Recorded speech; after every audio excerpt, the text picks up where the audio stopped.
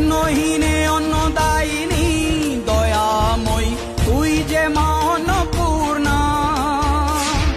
সন্তান স্নেহে তুই মা যেন কল্যাণী সম্পূর্ণা।